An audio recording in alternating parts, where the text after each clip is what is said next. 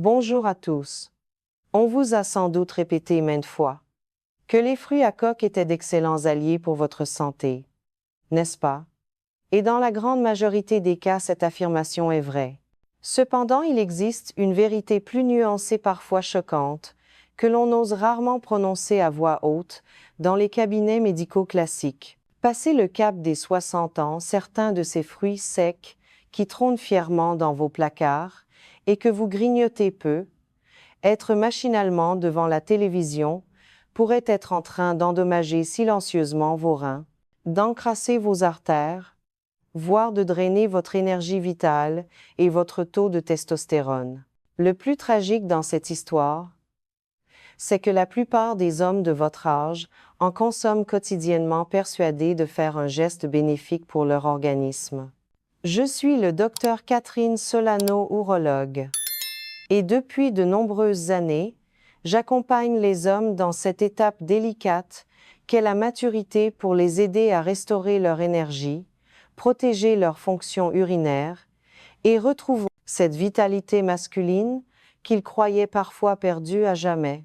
Aujourd'hui, nous allons voir ensemble pourquoi les aliments que nous pensons être nos amis peuvent parfois devenir des freins et comment faire le tri pour protéger votre avenir. Entrons ensemble dans le vif du sujet si vous le voulez bien. Au fil de mes consultations, j'ai appris une leçon fondamentale. Le corps d'un homme de 30 ans ne réagit pas comme celui d'un homme de 60 ou 70 ans.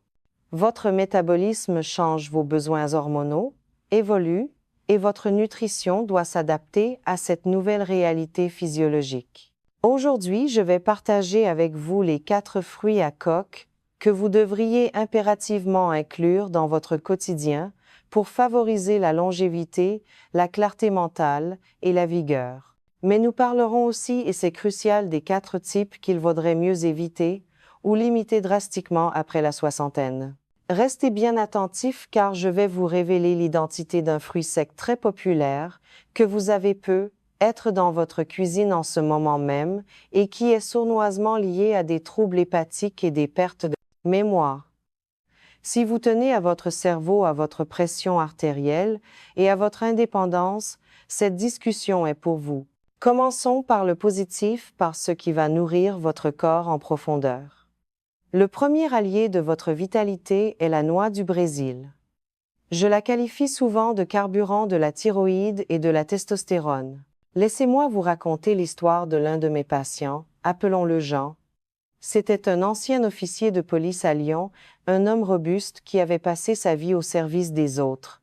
Il est venu me voir à 68 ans, l'air abattu, se plaignant d'une fatigue chronique, d'un brouillard mental persistant, et ce qui l'inquiétait le plus, d'une absence totale de désir et d'énergie vitale. En tant qu'urologue, je suis très attentive à ces signes qui dépassent la simple sphère urinaire. Lorsque nous avons analysé son bilan sanguin, un minéral était en chute libre, le sélénium. Je lui ai alors donné un conseil qui a semblé presque dérisoire à ses yeux. Jean mangeait une seule noix du Brésil par jour. Juste une. Il m'a regardé avec scepticisme, mais il a suivi l'ordonnance. 3 semaines plus tard, lorsqu'il est revenu dans mon cabinet, j'ai vu un homme transformé. Il avait retrouvé des couleurs, une étincelle dans le regard et une posture plus assurée. Il m'a dit: docteur, je ne sais pas ce qu'il y a dans cette noix, mais j'ai l'impression de revivre. Ce n'était pas de la magie, c'était la puissance du sélénium. La noix du Brésil est la source naturelle la plus riche en ce minéral précieux. Une seule noix suffit à couvrir plus de 130% de vos besoins journaliers. Pourquoi est-ce si important pour vous, messieurs? Le sélénium est le gardien de votre thyroïde, cette petite glande qui régule tout votre métabolisme, votre humeur et votre énergie. Mais plus encore, il soutient directement la production de testostérone. Après 60 ans, le déclin de cette hormone n'affecte pas seulement votre vie intime, il impacte votre motivation, votre confiance en vous et votre joie de vivre. De plus, les graisses saines contenues dans ces noix protègent vos nerfs en entretenant la gaine de myéline, ce qui est essentiel pour conserver de bons réflexes. Mon conseil est simple: consommez 1 à 2 noix du Brésil par jour, pas plus, car l'excès de sélénium peut devenir toxique. Conservez-les au réfrigérateur pour qu'elles ne rancissent pas. C'est un petit rituel matinal qui peut tout changer. Poursuivons notre exploration avec un autre trésor de la nature, l'amande. Je l'appelle le défenseur de vos os et de votre cerveau. Cela me rappelle souvent mon propre père qui avait pour habitude de s'asseoir près de la fenêtre chaque matin avec son thé et un petit bol d'amandes crues. Il disait toujours que c'était son secret pour rester vif. La science moderne lui donne aujourd'hui raison. Passé la soixantaine, votre corps subit une double attaque, votre densité osseuse diminue, augmentant le risque de fracture, et vos fonctions cognitives peuvent commencer à décliner. L'amande est votre bouclier naturel contre ces deux fléaux. Elles sont exceptionnellement riches en calcium et en magnésium, un duo rare et précieux. Le magnésium agit comme un agent de la circulation. Il aide le calcium à se fixer dans vos os, là où vous en avez besoin, et non dans vos artères, où il pourrait causer une rigidité cardiovasculaire. C'est un point crucial pour la santé cardiaque. Pour votre cerveau, les amandes regorgent de vitamine E et de flavonoïdes concentrés dans leur fine peau brune qui neutralisent le stress oxydatif responsable du vieillissement cérébral. Des études sérieuses ont montré que la consommation régulière d'amandes améliore la mémoire et la vitesse de traitement de l'information.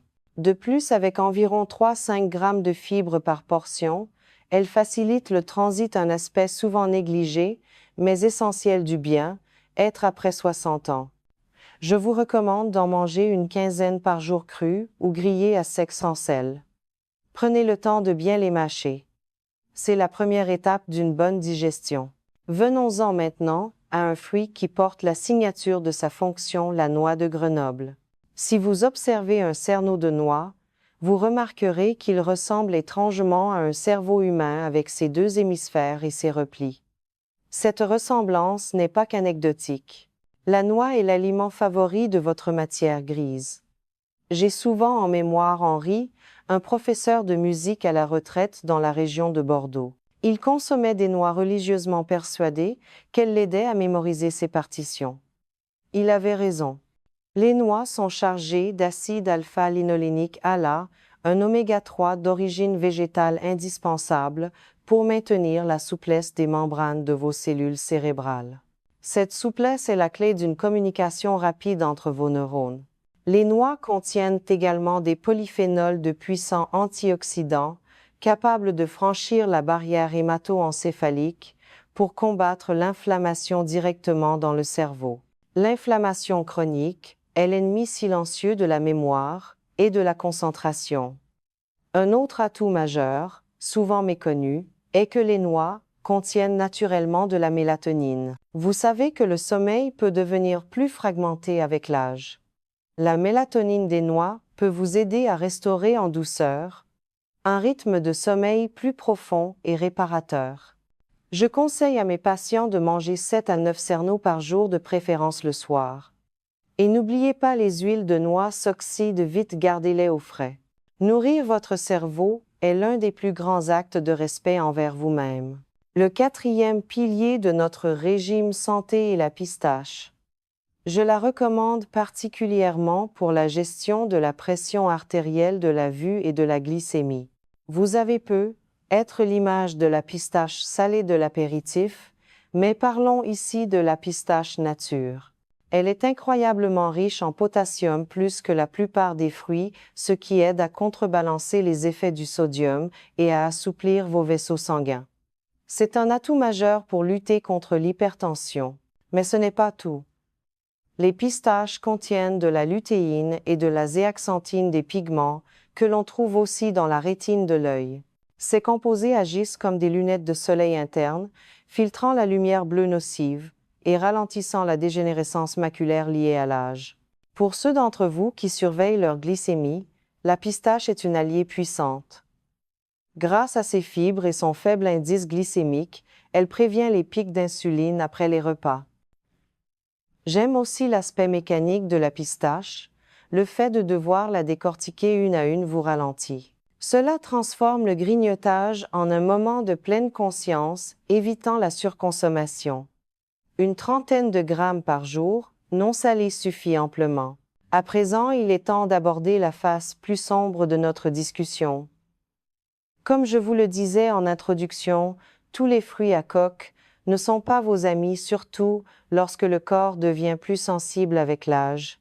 Certains peuvent, sans que vous le sachiez, augmenter l'inflammation, interférer avec vos médicaments ou fatiguer vos reins. Il est de mon devoir de médecin de vous mettre en garde. Parlons d'abord de la cacahuète. Techniquement, ce n'est même pas une noix, c'est une légumineuse qui pousse sous terre. C'est précisément ce mode de culture qui pose problème, car elle est sujette aux moisissures et au développement d'aflatoxines. Ce sont des toxines naturelles mais redoutables liées à des dommages hépatiques et à une faiblesse immunitaire. Même sans parler d'allergie, la cacahuète a un profil inflammatoire. Elle est très riche en oméga-6. Et lorsque l'équilibre entre oméga-6 et oméga-3 est rompu, cela crée un terrain favorable à l'inflammation dans tout le corps. Douleurs articulaires, brouillard mental, hypertension. De plus, les cacahuètes du commerce sont souvent noyées dans le sel et les huiles, transformées un véritable cauchemar pour votre cœur.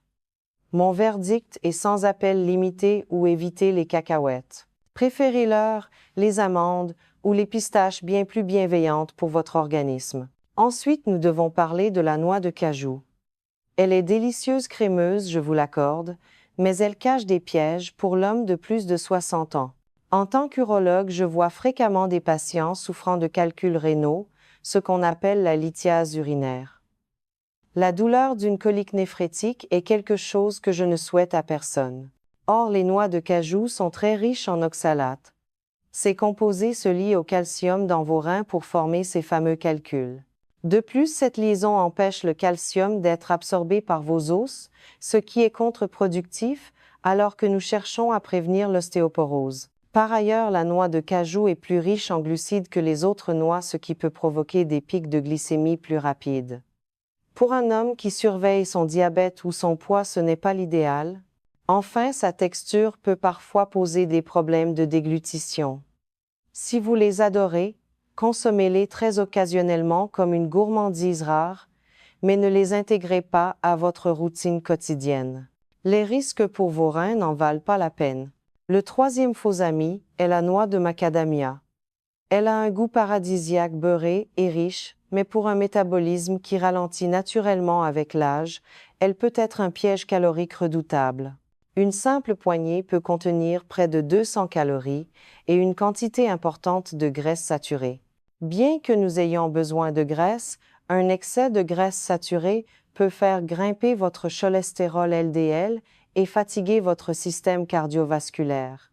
J'ai aussi remarqué que chez certains patients ayant des antécédents de calcul biliaire ou une vésicule biliaire sensible, la richesse en gras de la macadamia peut déclencher des crises douloureuses. Mon conseil est donc la modération extrême. Si vous en mangez, que ce soit 2 ou 3 noix, pour le plaisir, pas des poignées entières. Enfin, évoquons la noix de pécan. Elle ressemble à la noix de Grenoble, mais elle est beaucoup plus riche en graisse oxydable. Le problème majeur de la noix de pécan est sa fragilité. Elle rancit très vite même à température ambiante. Lorsque vous consommez des graisses rancies, vous ingérez des radicaux libres qui endommagent vos cellules et accélèrent le vieillissement de l'intérieur. C'est exactement l'inverse de ce que nous recherchons. De plus, elles sont très denses en calories, et on a tendance à en manger beaucoup trop, ce qui peut perturber vos triglycérides. Si vous appréciez les pécans, achetez-les crus en petite quantité et conservez-les impérativement au réfrigérateur. Mais pour une consommation quotidienne santé, la noix de Grenoble reste supérieure. Alors, comment orchestrer tout cela concrètement dans votre vie de tous les jours? Voici l'ordonnance alimentaire que je suggère à mes patients pour une journée type. Le matin au petit déjeuner, prenez votre noix du Brésil. C'est le moment idéal pour lancer votre métabolisme. Dans la matinée ou en dessert au déjeuner, une petite poignée d'amandes pour le calcium et l'énergie durable. Et le soir, au moment de vous détendre, quelques cerneaux de noix de Grenoble ou quelques pistaches à décortiquer tranquillement. C'est simple, c'est durable et c'est puissant. En éliminant les arachides, les cajous et les excès de macadamia, et en privilégiant ce quatuor, Gagnant, vous remarquerez des différences subtiles mais profondes au bout de quelques semaines. Un réveil plus facile, une meilleure concentration pour lire votre journal ou faire vos mots croisés, une digestion apaisée et peut être même une amélioration de votre tension et de votre qualité de sommeil. Ce sont ces petits changements accumulés qui construisent une grande santé. Vous savez, vieillir n'est pas une fatalité, ni une fin en soi. C'est simplement une étape où votre corps vous demande un peu plus d'attention, un peu plus de sagesse dans vos choix. Vous avez mérité le droit de vous sentir fort clairvoyant et bien dans votre peau d'homme. Et cela commence par des décisions aussi simples que le choix des noix que vous mettez dans votre assiette. Chaque bouchée saine est un message que vous envoyez à votre corps pour lui dire « Je prends soin de toi, nous avons encore de belles années devant nous. » J'aimerais beaucoup connaître votre expérience. Dites-moi dans les commentaires depuis quelle région de France ou d'ailleurs vous me lisez, et quel est le fruit à coque que vous consommez le plus souvent. Je prends le temps de lire vos retours, car ils sont précieux. Si cette discussion vous a semblé utile, je vous invite chaleureusement à vous abonner pour ne pas manquer nos prochains échanges sur la santé masculine et à partager ces informations avec un ami ou un proche qui mérite lui aussi de se sentir mieux à 60, 70 ou 80 ans. La santé n'est pas qu'une question de chance, c'est une question d'habitude. Et il n'est jamais trop tard pour en adopter de meilleures. Prenez soin de vous rester curieux et à très bientôt.